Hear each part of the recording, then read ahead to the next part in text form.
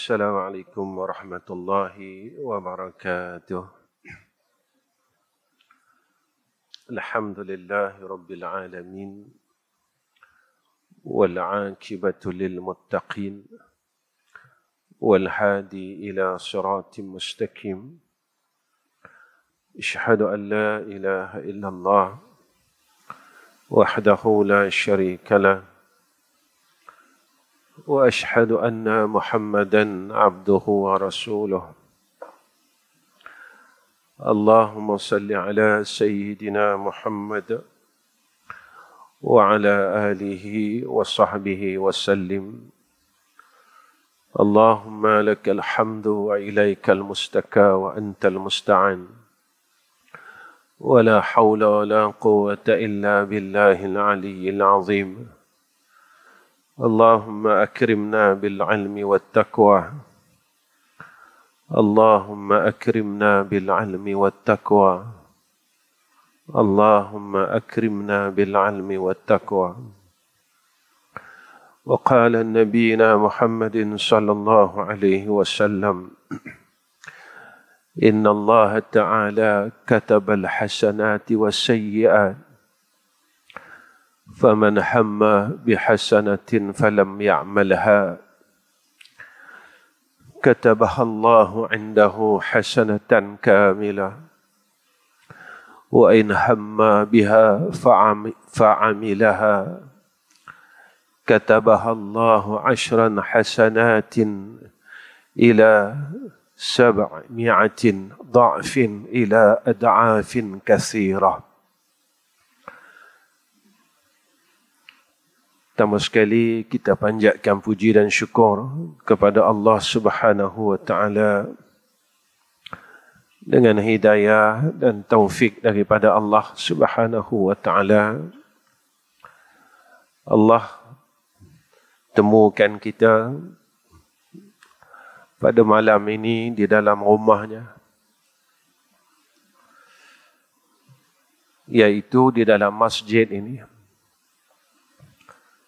Kita beruntung kerana Allah memilih kita untuk berada di dalam rumah Allah. Kita kena bersyukur kerana Allah memilih kita untuk berada di dalam rumahnya. Masjid ini disebut di dalam Al-Quran. Orang mukmin bina masjid, asas dia ketakwaan. Ussisa ala taqwa. Beza dengan orang munafik. Mereka bina masjid bukan atas asas ketakwaan. Maka tatkala kita berada di dalam masjid, kita jadi semakin takut kepada Allah. Inilah asasnya. Berbeza dengan orang munafik. Mereka pun buat masjid juga. Tetapi tujuan mereka bina masjid ini kerana untuk mempecah belahkan akan masyarakat yang datang kepada masjid itu. Tuan-tuan, jika kita semakin bertakwa kepada Allah, maka kita dapat akan asas itu. Tetapi jika asas itu kita tidak perolehi, maka kita khawatir di sebaliknya. Allah nyatakan dalam Al-Quran berkenaan akan sifat orang munafik ini. Wa iza laqul ladzina amanu qalu amanna. Mereka ni apabila duduk dengan orang Islam, mereka kata kami beriman, kami pun Islam juga.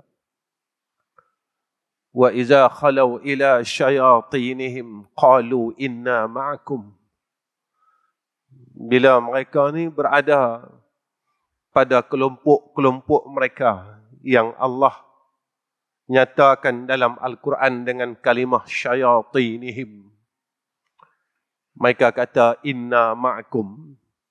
Sebenarnya kita ni sama. Maka ini yang perlu kita khawatirkan dalam diri kita. Kita duduk di kelompok yang mana?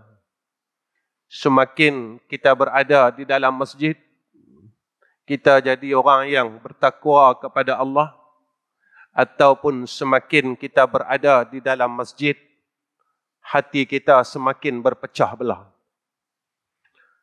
Ini Allah bagi garis panduan kepada kita semuanya. Jadikan Al-Quran ini sebagai petunjuk, kata Allah. Dzalikal kitab la raiba fih hudal lil muttaqin.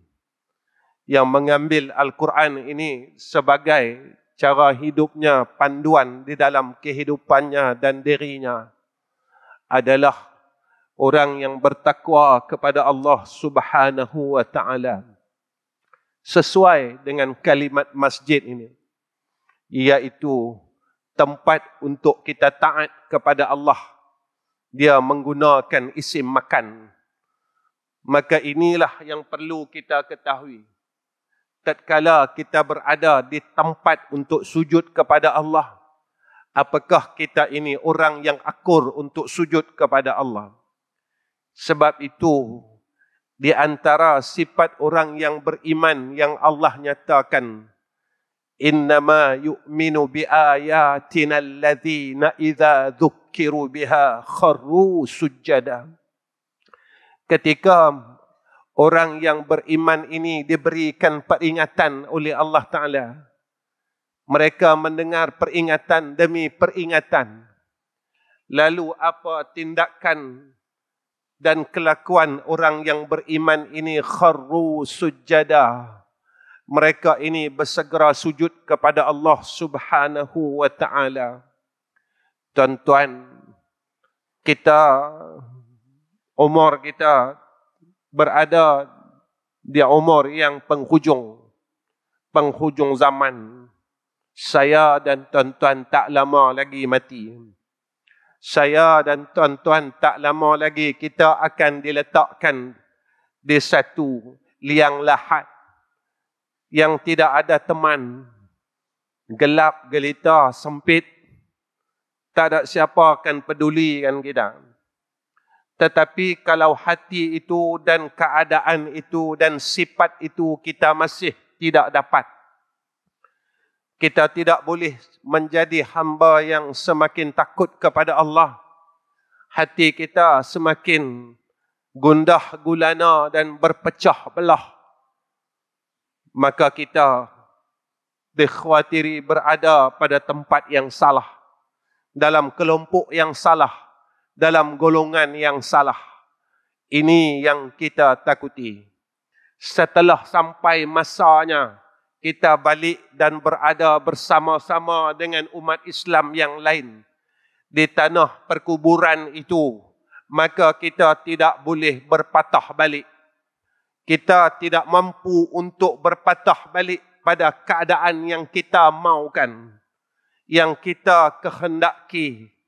Berpatah balik pada keadaan ataupun tempat yang diredai oleh Allah Subhanahu wa ta'ala. Maka saya ingatkan diri saya dan seluruh keluarga saya, maka janganlah kita berasa leka dan berasa puas hati dengan apa yang kita ada pada saat ini dan apa yang kita lakukan pada saat ini. Jika sifat-sifat yang Allah nyatakan kepada kita, kita tidak memperolehinya, maka kita takut besok kita balik kepada Allah dalam keadaan kita tercengang. Ya Allah, mana semayang aku? Ya Allah, mana puasa aku? Ya Allah, mana sedekah aku? Ya Allah, mana Quran aku? Ya Allah, mana itu, mana ini, mana itu, dan kita tanya kepada Allah.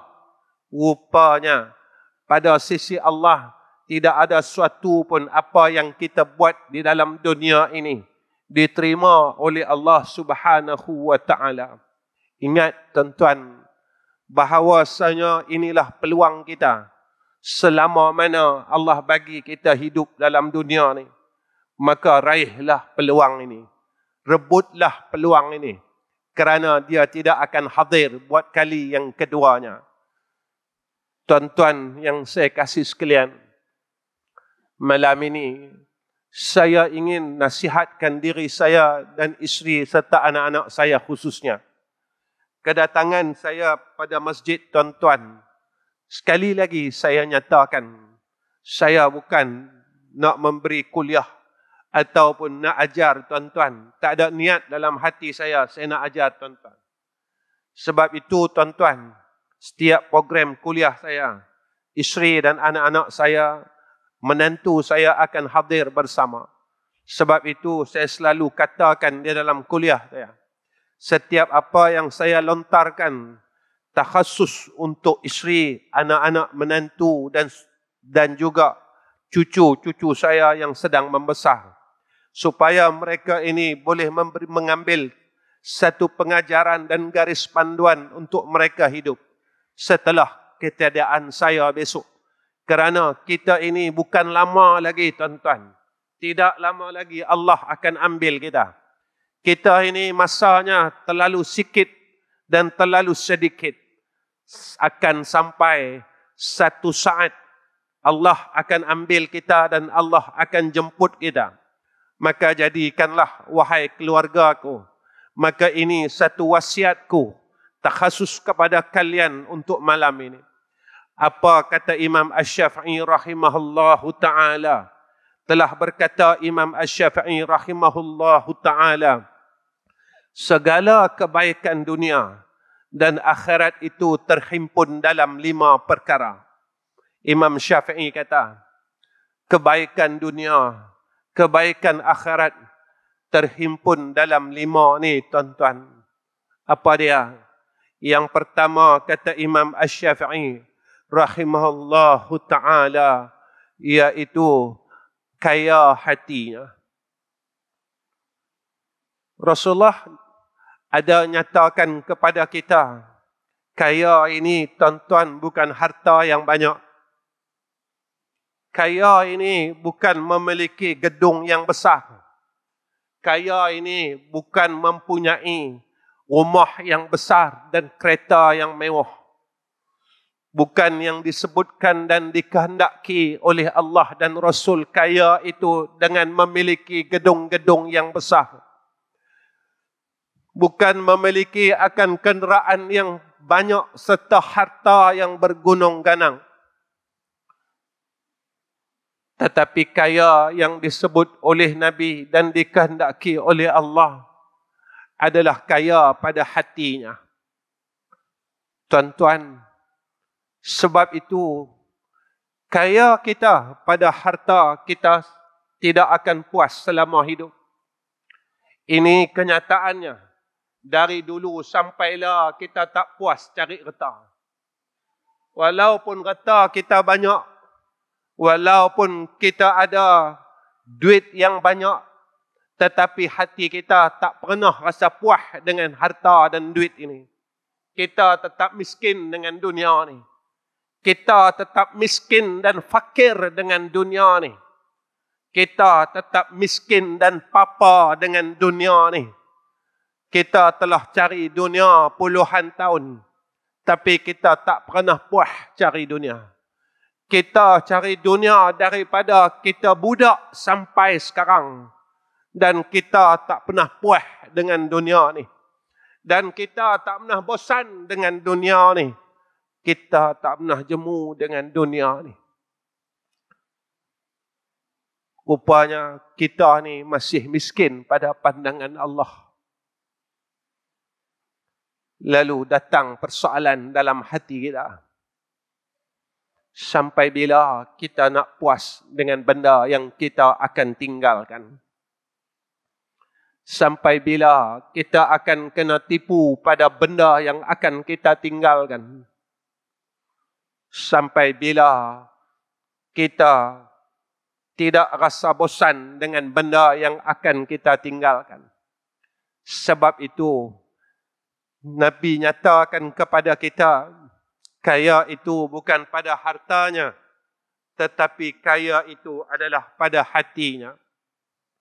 Apa orang yang kaya hati, tuan-tuan? Maka ulama menyatakan kepada kita di antara kaya hati itu, seorang ulama yang bernama Ahmad bin Abi Al-Huwara, ia pernah mendengar daripada Imam Abu Sulaiman Ad-Darani rahimahullahu ta'ala. Apa katanya? Orang yang kaya hati ini, tuan-tuan, mereka bermuamalah dengan Allah Ta'ala dengan hatinya. Mereka ini menyucikan hatinya dan membersihkan hatinya daripada segala kotoran, supaya tidak mencederakan segala amalan zahirnya. Orang yang kaya hati dia, tuan-tuan, hati dia sentiasa berhubung dengan Allah Ta'ala dalam semua perkara. Tuan-tuan, kita kalau bab semayang, hati kita bab ibadah, hati kita terhubung. Tapi kalau bab yang lain daripada ibadah, kita patuh tak dengan Allah, tuan-tuan. Kita tak pernah engkar dengan ibadat. Kita tak pernah protes dengan ibadat. Kita tak pernah lawan dengan ibadat. Mailah tahun-tahun bila sekalipun, kita tak pernah bercanggah dengan Allah dengan semayang 5 waktu. Kita tidak pernah bercanggah dengan Allah masalah puasa Ramadan. Kita tak pernah bercanggah dengan hukum Allah dengan zakat fitrah setiap tahun, walaupun dia mai setiap tahun. Kita tidak pernah bercanggah dengan Allah di dalam haji dan umrah. Tetapi tatkala datangnya hukum perkahwinan di dalam Islam, kita bercanggah dengan Allah. Datangnya hukum muamalat, kita bercanggah dengan Allah. Kita mula nak tunjukkan siapa kita. Tetapi saat kita melakukan semayang 5 waktu, saat itu kita tidak menunjukkan yang kita ini lawan Allah.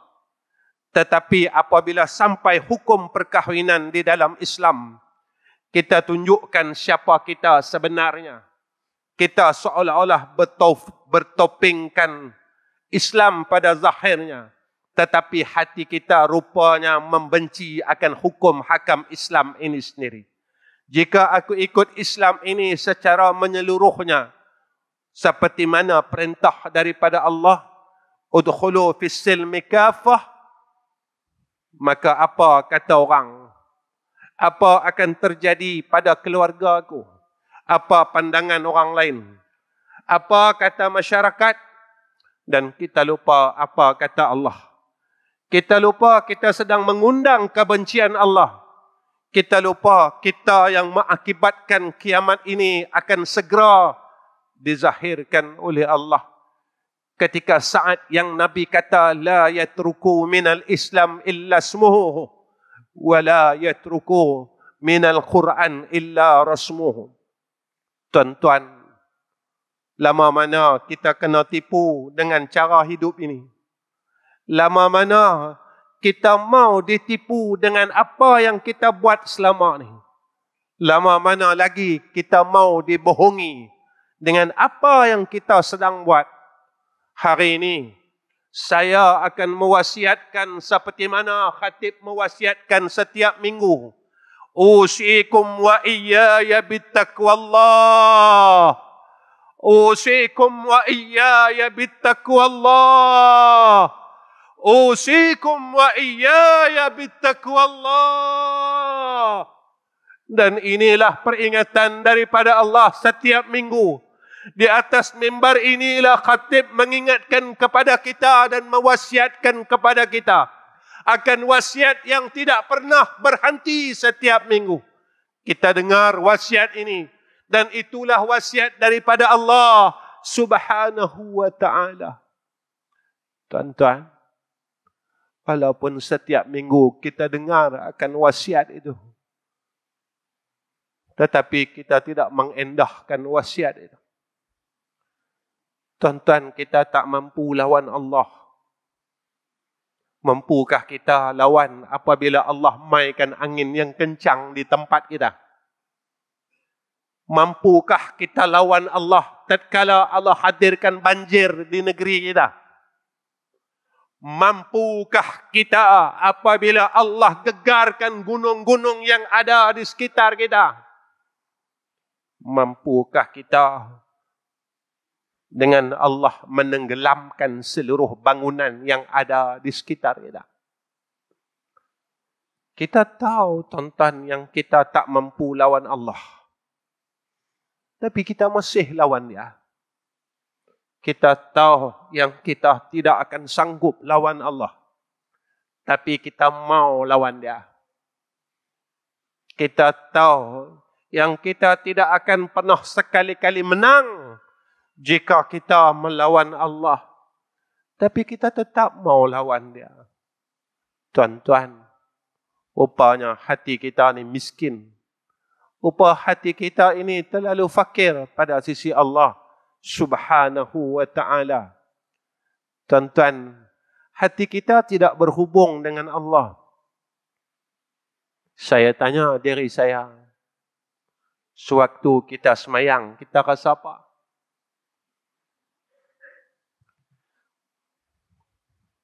Tuan-tuan, kalau kita sayang satu-satu orang, kita duduk dekat dia, kita rasa kasih sayang dia. Kalau kita kasihkan satu-satu orang, kalau kita jauh dengan dia, kita rasa rindu dengan dia. Kalau kita sayangkan satu-satu orang, kita akan selalu teringat dekat dia. Lalu saya tanya diri saya tanya isteri saya tanya anak-anak saya tanya menantu saya, bilakah kalian rasa seperti itu? Jika kita tidak pernah merasakan sedemikian, bermakna kita tidak ada hubungan dengan Allah Subhanahu wa ta'ala. Kenapa, tuan-tuan? Tatkala cinta yang selain Allah meliputi akan diri kita dan hati kita. Kerana hati kita dipenuhi dengan cinta dunia. Hati kita dipenuhi dengan tamak akan harta dunia. Hati kita dipenuhi dengan cinta selain daripada Allah. Maka tatkala itu cinta kita untuk Allah telah terpadam. Cinta kita untuk Rasul telah terpadam. Sebab itulah kita tidak pernah merasakan apa-apa hubungan dengan Allah Rabbul Izzah. Tuan-tuan, kalau dengan orang kita boleh rasa sayang, bila masanya kita rasa sayang dengan Allah? Kalau dengan orang kita boleh rasa rindu, bila kita rasa rindu dengan Tuhan? Kalau dengan orang teringat, bila masa kita teringat dengan dia? Tuan-tuan, ilmu kita banyak dah. Ilmu kita banyak dah. Ilmu kita banyak dah. Tapi ilmu tu tak jadi apa kat kita. Tahu itu tidak jadi apa kat kita. Pengetahuan itu seolah-olah merugikan kita. Tuan-tuan, rupa hati kita kosong. Hati kita kosong, tuan-tuan. Hati kita sebenarnya kosong dengan Allah dan Rasul. Kerana apa? Sebab ruang kosong itu kita telah isi dengan benda lain.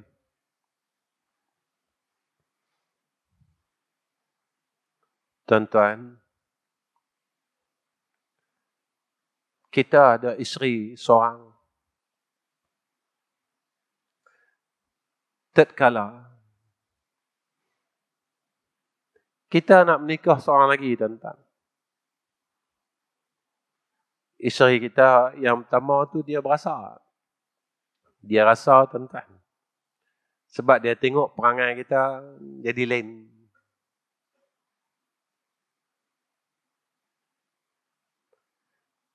Saya nak bawa misal yang ni sebab ini yang berkisah pada hidup kita. Kita mula berubah, tuan-tuan. Perangai jadi lain. Kita berubah sikit-sikit. Sebab kita telah menduakan isteri kita yang pertama. Laisa kamitslihi syai'un. Apatah lagi Allah. Kita membohongi Allah terlalu lama. Kita menipu Allah terlalu lama. Kita berpura-pura dengan Allah terlalu lama. Tuan-tuan, yang kita tipu ni Allah. Tuan-tuan, yang kita bohong ni Allah. Tuan-tuan, yang kita buat pura-pura ni, yang kita duk buat main-main ni adalah Allah. Sebab itu, ketika hati kita ini terlalu miskin dengan kasih sayang kepada Allah dan Rasul, kita akan melakukan perkara yang dibenci oleh Allah Subhanahu wa taala. Saat itu, tuan-tuan, orang yang hatinya miskin dan tidak kaya, saat itu dia melakukan dosa, dia akan berasa tidak gelisah dan tenang. Saat dia melakukan dosa, dia tidak akan merasa satu kegundahan di dalam hatinya dan jiwanya. Sebab itu di antara sifat orang yang hatinya kaya, apa kata Nabi kita Muhammad sallallahu alaihi wasallam? Orang yang kaya hati, Nabi kata, orang yang menjaga akan Allah Subhanahu wa taala. Tuan-tuan, kita, kalau kita sayangkan satu orang, kita jaga tak dia, tuan-tuan? Kita tak mau bagi dia kecil hati, tidak. Kita tak mau buat benda yang dia tak suka, betul tak, tuan-tuan? Kita sayangkan satu-satu orang, mesti kita jaga. Kita jaga aib dia. Kita jaga kalau aku buat benda ni yang hang suka tak? Kita akan tanya kawan kita, betul tak, tuan-tuan? Ini fitrah dia. Kalau kita ada kawan karib, kita kata apa? Aku tahu benda yang dia tak suka, sebab itu aku jaga. Tuan-tuan, kita jaga tak hubungan kita dengan Tuhan? Nabi pesan kat kita, saya baca hadis ni, tuan-tuan.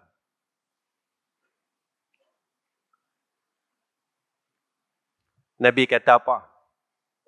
Saya tengok diri saya,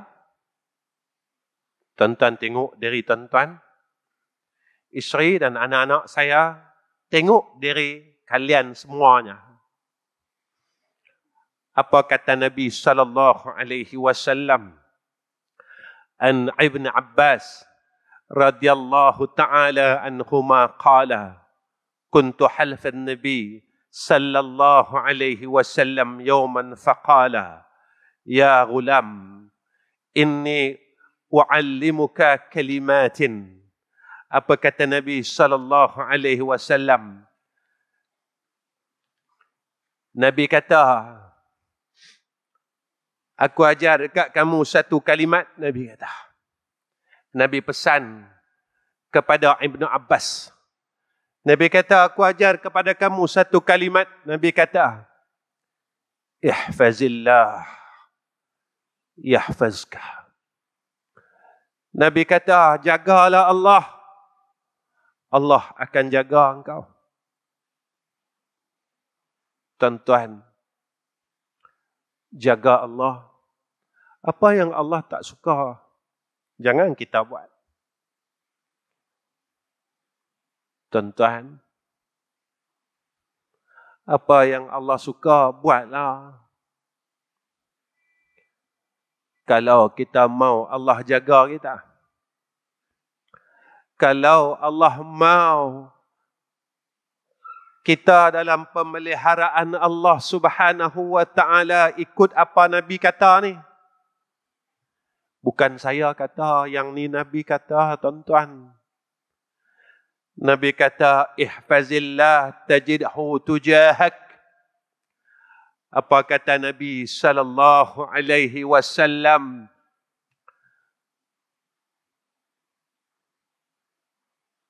Jagalah Allah.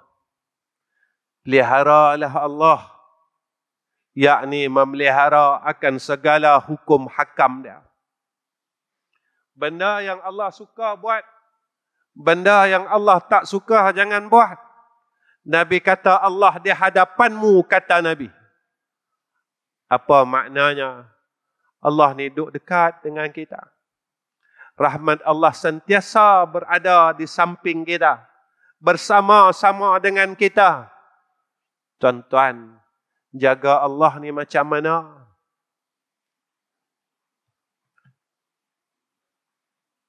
Kita ikut tak apa Allah kata? Kita ikut tak apa Allah suruh? Kita buat tak apa yang dia suka? Tuan-tuan, perintah Allah ini bukan pada zahir saja. Kadang-kadang semayang pun kita tak jaga, tuan-tuan. Kita nak kata kita ahli syurga, macam mana semayang pun kita tak jaga.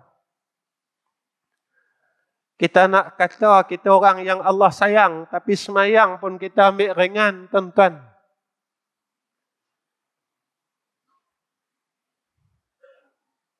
Tuan-tuan, lalu kita kata apa, Ustaz saya semayang. Betul, kita semayang. Bukan nak kata hak tinggal semayang terus. Yang tinggal semayang pun tuan-tuan tak rasa apa. Tak ada rasa bersalah pun dengan Allah. Kita yang semayang ni tak dapat apa yang kita buat. Seolah-olah lepas pada wajibnya saja. Tuan-tuan, Allah kata kat kita dalam Quran, Innas salata tanha anil fahsya'i wal munkar. Orang semayang ni ke lama ke jadi baik, tuan-tuan. Tapi kenapa kita tak boleh jadi baik? Hati kita duk degil lagi. Kita tak mau nak terima nasihat kebaikan. Seolah-olah kita kebal dengan azab Allah. Kita duk sombong lagi. Tuan-tuan, saya pernah kata di masjid ini, kalau ayat Allah dan hadis Nabi tidak boleh meleburkan akan hati kita, jika ayat Allah dan hadis Nabi tidak boleh meleburkan kesombongan diri kita, di mana tempat kita besok di akhirat? Kalaulah apa yang kita buat hari ini boleh menjamin dua kaki kita untuk duduk dalam syurga Allah, maka teruskanlah apa yang kita lakukan. Tetapi kalaulah apa yang kita buat sehingga hari ini, dua kaki kita ini tidak mampu melangkah untuk masuk ke dalam syurga Allah, maka berfikirlah, kerana peluang kita ada sekali saja. Dan tidak ada peluang yang kedua. Sebab itu, tuan-tuan, maka Nabi suruh kita pelihara akan Allah, jaga Allah. Apa yang Allah tidak suka, jangan kita buat, tuan-tuan. Tapi sampai sekarang, Kita masih tak mampu tuan-tuan jaga lidah.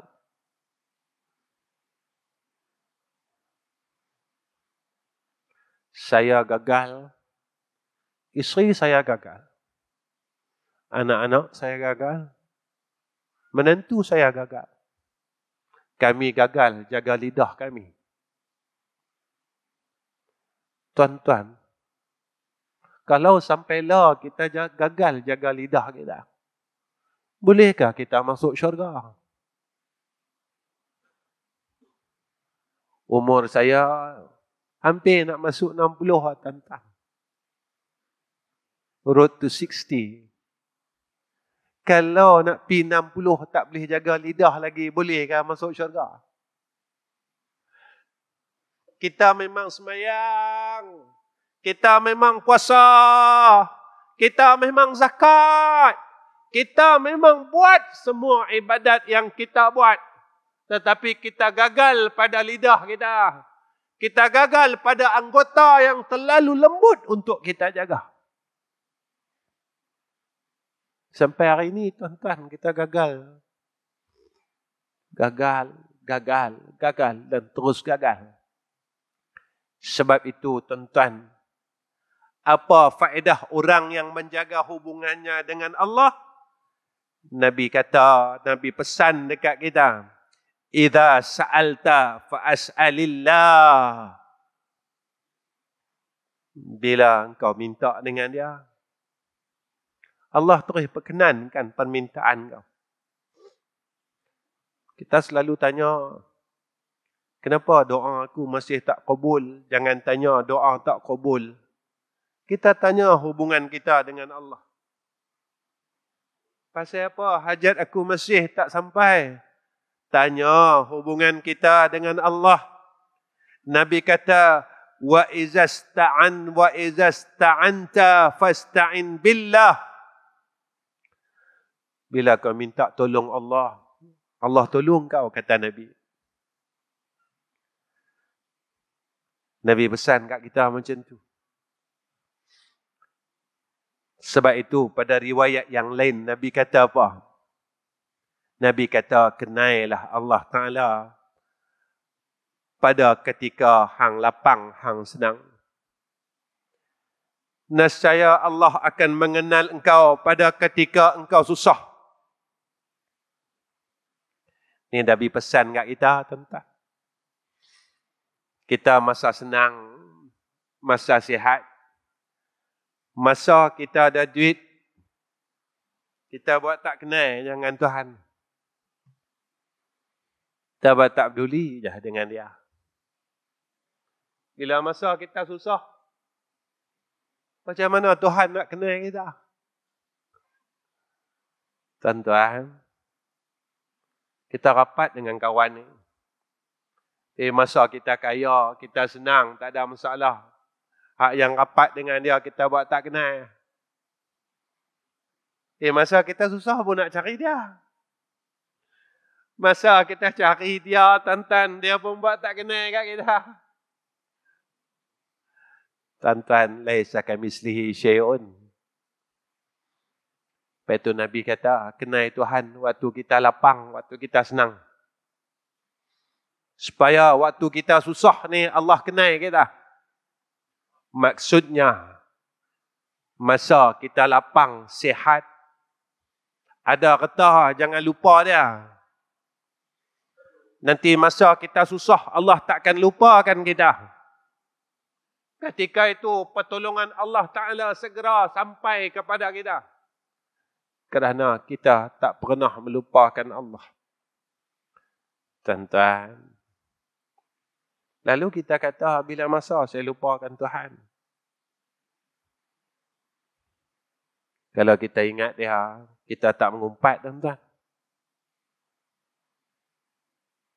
Kalau kita ingat dia, kita tak cari salah orang.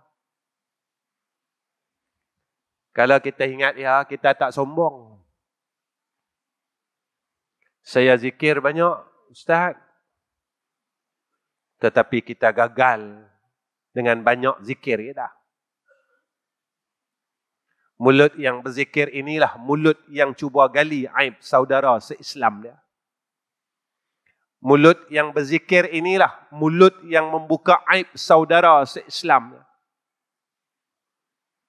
Tuan-tuan, tak puas ke kita gali aib orang? Tak puas lagi ke?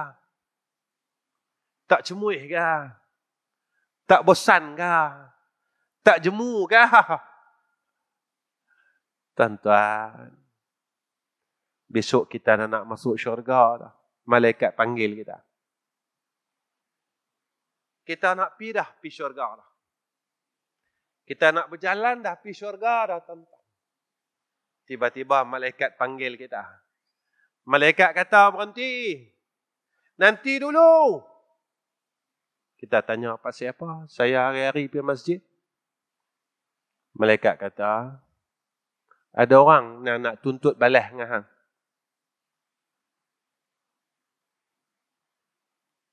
Kita tanya siapa? Rupanya kawan-kawan kita juga. Yang kita kenal. Yang kita cerita aib dia daripada muda sampai lah. Mai lagi. Sehingga peluang kita untuk masuk syurga habis. Sebab amal saleh kita telah diagih-agihkan kepada mereka. Jangan tenang dulu, tuan-tuan. Selagi kita tak boleh tinggal benda-benda tu, jangan tenang dulu. Selagi kita tak boleh jaga hablum minan nas, jangan tenang dulu. Selagi kita tak selesai dengan manusia, jangan tenang dulu. Jangan nak kira-kira umrah kita. Jangan nak kira-kira haji kita. Jangan nak kira-kira semayang kita. Jangan nak kira-kira puasa sunat kita. Jangan nak kira-kira baca Quran kita. Kerana ada orang lain yang sedang berkira-kira untuk mengambil semuanya amal soleh kita.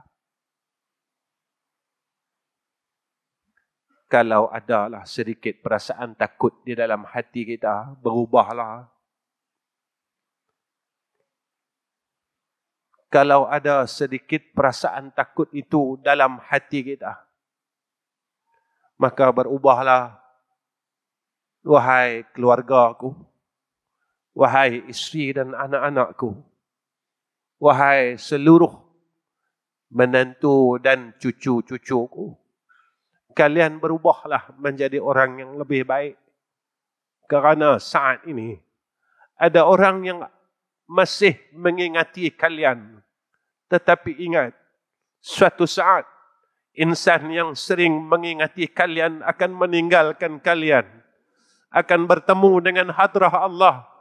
Maka yang tinggal pada kalian adalah kata-kata yang akan ditinggalkan sewaktu hayatnya.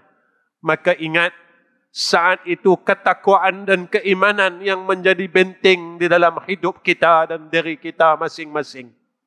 Tetapi ingat, jika kita tidak ada i'anah dan pertolongan daripada Allah, maka Allah akan biarkan kita. Allah tidak akan pedulikan kita. Allah tidak akan memandang kepada kita pada hati yang sombong masa hidupnya, yang tidak mahu menerima nasihat-nasihat, yang tidak pedulikan akan peringatan daripada Allah. Maka bergeraklah dan berubahlah daripada saat ini.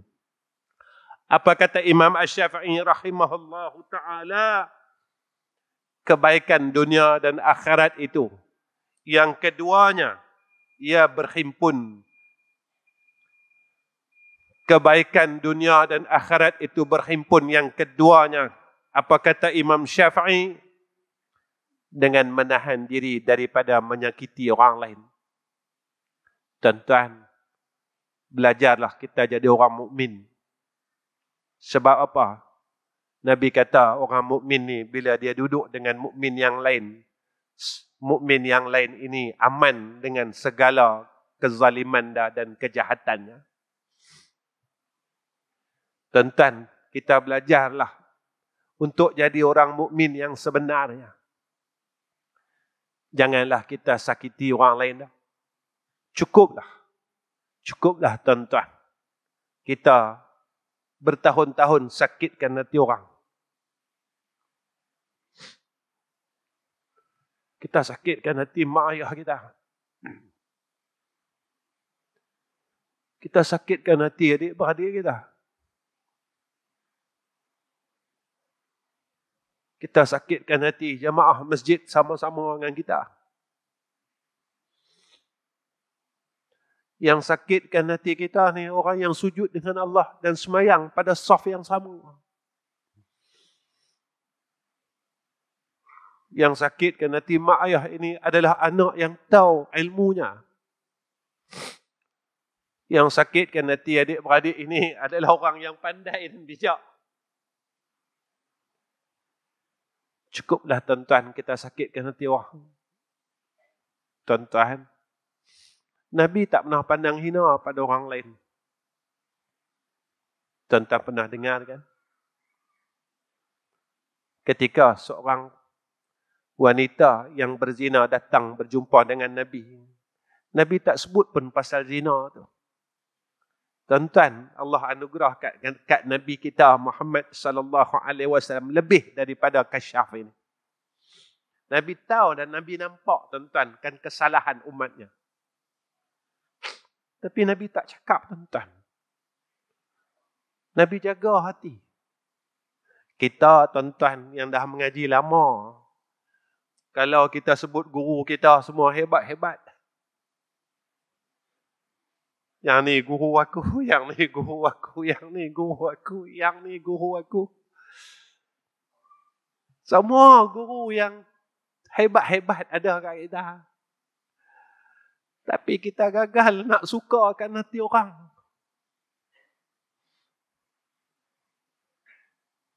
Sampai bila tuan-tuan? Sampai bila? Sampai bila? Kita nak tunggu bila? Malunya kita, tuan-tuan.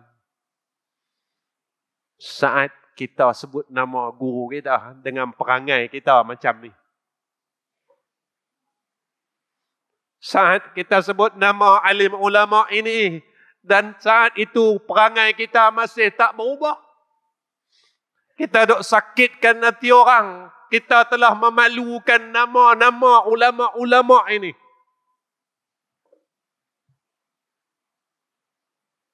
Kita memalukan akan nama-nama orang-orang alim ini, tuan-tuan. Tuan-tuan, belajarlah jadi orang baik.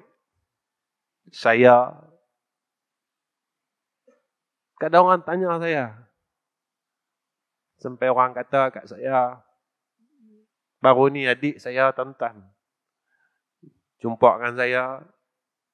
Dia dah lama tak jumpa saya tak balik rumah. Mai duk sehari di rumah, kemas-kemas baju, basuh-basuh baju, saya gerak lagi. Kadang-kadang orang yang saya sayang pun saya tak dah nak jumpa tuan-tuan. Adik saya tanya saya. Dia kata, abang, pasal apa abang ni kuat menangis? Tuan-tuan, setiap kali saya bercakap dengan tuan-tuan, saya tengok diri saya bukan tengok diri tuan-tuan. Saya tengok diri saya, sebab itu saya kata saya bukan ajar tuan-tuan. Setiap perkataan saya ajar diri saya. Saya tak ada masa dah tuan-tuan, saya nak ingatkan orang lain. Kerana saya masih gagal lagi. Sampailah saya masih gagal. Saya kenangkan diri saya. Tapi saya masih gagal. Tuan-tuan, kalau dalam dunia kita masih gagal, apakah kita berjaya di akhirat? Kalau dalam dunia ini kita tak boleh lagi nak tinggalkan sakit hati orang lain, apakah di sana Allah akan sukakan hati kita? Kita ilmu banyak. Kitab ni kita khatam. Tapi diperintahkan supaya kita menyukakan hati saudara Islam kita yang lain, kita tak mampu buat, tuan-tuan. Tuan-tuan, memang kita semayang. Tapi di antara dosa yang ditangguh oleh Allah adalah dosa sesama makhluk. Dosa yang Allah tangguh untuk diampunkan adalah dosa dengan makhluk. Ingat ni tuan-tuan, kita tak boleh masuk syurga kalau mak kita tak ampunkan dosa kita.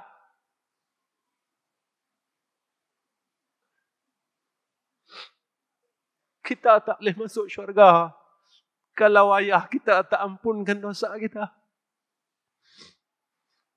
Kita tak boleh masuk syurga kalau kakak abang kita tak maafkan kita. Kita tak boleh masuk syurga kalau adik kita yang pernah kita sakitkan hati dia tak maafkan kita. Kita tak boleh masuk syurga kalau jiran sebelah rumah kita yang kita sakiti dan kita zalimi, mereka tak maafkan kita. Sujudlah sampai koyak kulit dahi kita. Tetapi kita terhalang masuk syurga disebabkan perkara tersebut. Percayalah, ini yang dikatakan oleh Nabi kita Muhammad sallallahu alaihi wasallam, dan Nabi tidak pernah berdusta pada umatnya.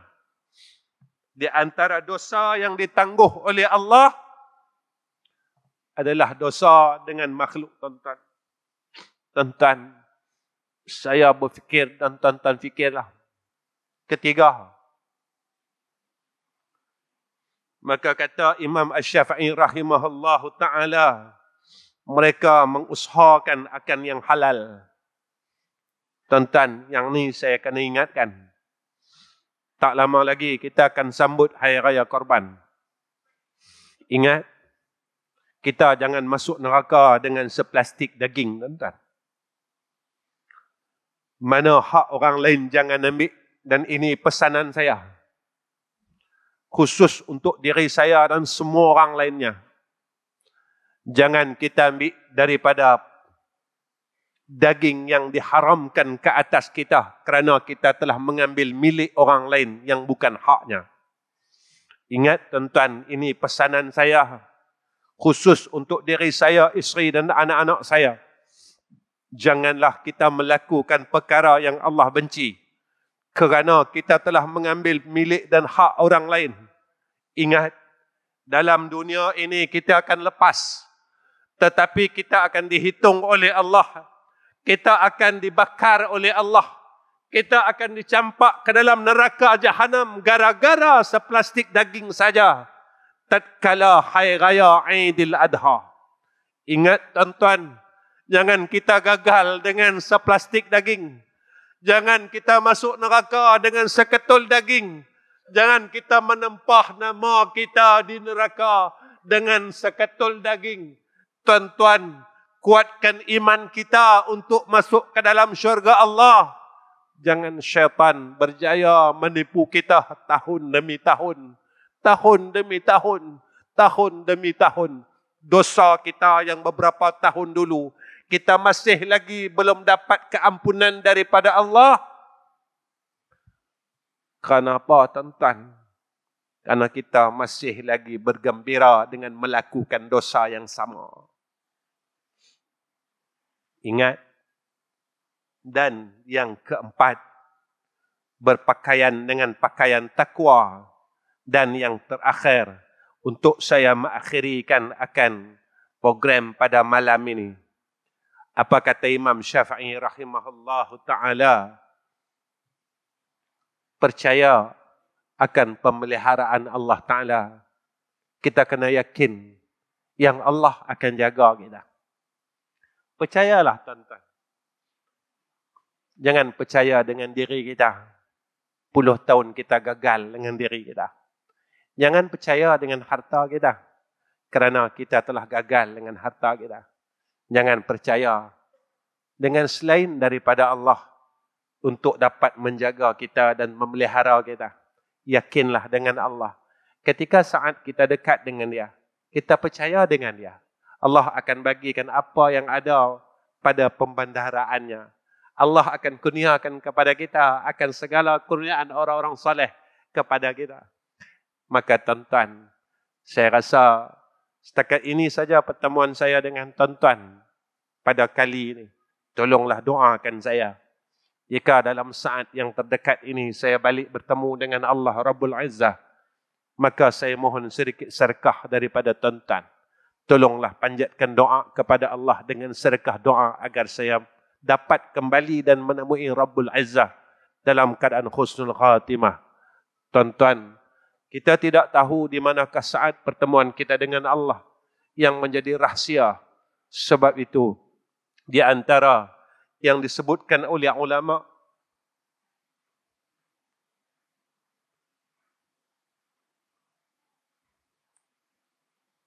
seorang yang kata ulama yang Allah kurniakan kepada dia tempat orang saleh, maka dia sentiasa menunggu-nunggu saat pertemuannya dengan Allah. Kerana apa, tuan-tuan? Kerana kematian saja adalah jalan untuk dia menemui Allah Rabbul Izzah. Kematian sajalah satu jalan untuk dia melihat akan wajah Rabbul Izzah. Kematian sajalah satu jalan untuk ia tawajjahtu min haitsu syi'ta. Maka sebab itu kata ulama, orang saleh sentiasa menunggu saat kematiannya. Mereka sentiasa menanti-nanti akan saat kematiannya. Kerana kematian itulah saja satu jalan untuk ia bertemu dengan Allah Subhanahu wa ta'ala. Tuan-tuan, tolong doakan saya supaya Allah kurniakan atas saya husnul khatimah. Mudah-mudahan doa yang tuan-tuan berikan kepada saya, Allah kurniakan juga kepada tuan-tuan. InsyaAllah, amin. Ya Rabbal Alamin. Dan yang terakhir, pada malam ini, tuan-tuan, saya ingin meminta keizinan kepada seluruh jamaah yang hadir. Saya ingin membuka ruang wakaf untuk pembinaan masjid kami di Kuala Terengganu. Wakaf ini, tuan-tuan, terdiri daripada 3 perkara. Tapi kalau tuan-tuan setuju, kalau tuan-tuan tak setuju, saya tak mau buka wakaf masjid ini kepada jamaah. Saya nak tanya dengan jamaah masjid ni. Kalau saya buka ni, tuan-tuan setuju atau tidak? Kalau ada kata tak setuju, saya nak tutup dengan doa. Tuan-tuan setuju tak saya buka ruang wakaf ni? Setuju tak tuan-tuan? Tak setuju? Tak setuju tak apa. Sebab saya tak dengar setuju pun. Dia kalau diam ni tak setuju lah. Tak setuju tuan-tuan? Setuju? Baik. Tuan-tuan pun tahu, saya bukan sering dan kerap selalu nak buka benda-benda macam ni. Masjid kami itu dah fasa terakhir. Tinggal 5 perkara saja untuk siapkan keseluruhan masjid itu dan untuk dipakai. Keluasan masjid itu 11,000 kaki persegi. Yang saya nak buka pada malam ni, tuan-tuan, 3 saja. Kalau memang bahagian tuan-tuan, bahagian tuan-tuan. Kalau bukan bahagian tuan-tuan, saya ceritalah macam mana pun. Bukan hak kita dan bukan hak tuan-tuan. Mungkin ada hak orang lain. Sama cerita dia tuan-tuan. Saat saya nak kumpulkan untuk dana penukaran status tanah daripada pertanian kepada pembangunan pendidikan. Tempoh yang majlis pembandaran berikan kepada saya 6 bulan, tuan-tuan. Saya gagal. 6 bulan saya cari dana sebanyak 109,000. Saya tak dapat kumpul, tuan-tuan. Tempoh dia masih dah 2 minggu masa tu. 2 minggu. Saya kata, saya gagal 6 bulan. Tempoh yang dibagi 1 sen, saya tak boleh nak kumpul, tuan-tuan. Tapi benar apa kata Allah dan benar apa kata Nabi.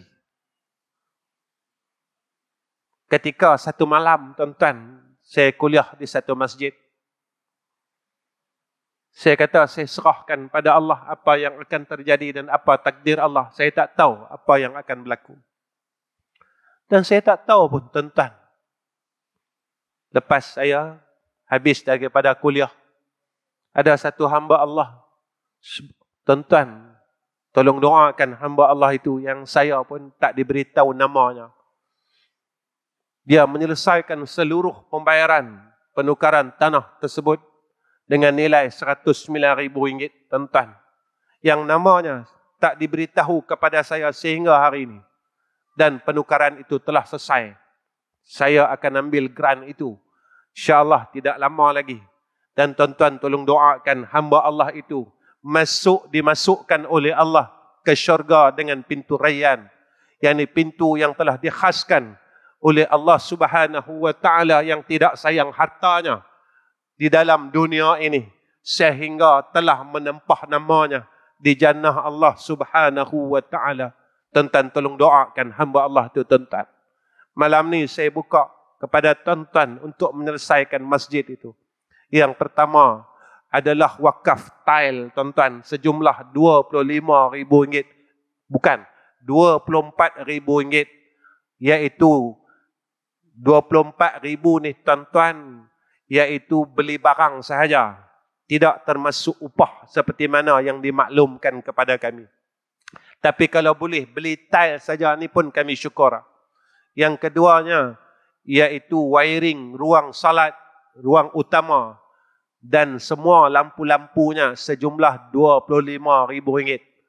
Dan shilling, kami pakai shilling poli, tuan-tuan. Kerana poli ini zero maintenance. Dia tak perlukan maintenance dalam jangka masa yang panjang. Maka jumlah keseluruhannya 45, kalau tak silap lah. 42 ribu ringgit. Tuan-tuan, kenapa saya tengok di depan? Di depan saya ni, tuan-tuan, sahabat daripada Kuala Terengganu yang terlibat menguruskan madrasah kami, Pusat Dakwah Darul Atiq dan pembangunan keseluruhannya. Dan beberapa sahabat-sahabat kami di Kuala Terengganu yang menguruskan akan seluruh perjalanan madrasah tersebut. Tuan-tuan, tolong doakan mereka.